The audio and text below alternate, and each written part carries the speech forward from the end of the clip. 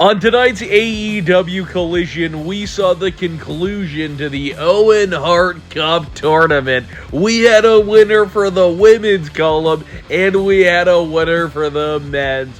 In the women's, Willow Nightingale got the win over Ruby Soho, and I really like that. When I was at that show in Toronto, Collision, a few weeks ago, she got such a big reaction. Everybody loves her in the audience. Everybody loves her online. I am a huge fan of her. I just think she has this, bubbliness about her that is just really awesome, and I think a lot of people can like about that. So huge congratulations to Willow Nightingale getting the win over Ruby Soho, who finishes as the runner-up for the second year in a row of this tournament. Maybe next year. I mean, there's a reason why the third time's a charm's a saying. So hopefully for Ruby Soho, she can get the job done next year.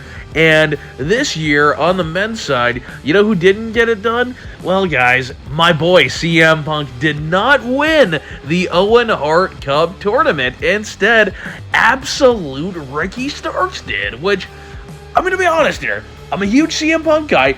Do not hate this decision at all. They just have to give this guy a big push. And when I mean a big push, I don't mean a boring program with Chris Jericho. I mean, this guy should be going after the world champion. He's got the momentum now.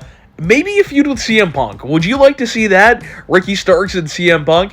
Maybe they feud over that Owen Hart Cup on Collision, or maybe the belt they feud over. I wouldn't hate that the more that I'm thinking about this. Would you like to see the Owen Hart Cup become kind of like a championship for the men? Something that's defended every so often, there's stakes surrounding it, and then next year you crown a new one, the winner gets stripped, and maybe they get a bye in the tournament. I don't know. I'm curious about this. What do you think? Are you a fan of, again, Willow Nightingale winning the women's and Ricky Starks winning the men's? I was confident that CM Punk was going to win the men's. I thought he would. He's got the connection to Bret Hart. He's kind of like Bret Hart's long-lost son, if you think about it. They're very similar. Bret Hart was the best. CM Punk's the best. And Bret Hart, of course, is the brother of Owen Hart, and Owen Hart is also a guy that CM Punk look up to, and you can tell that he was influenced a lot by the Hart family.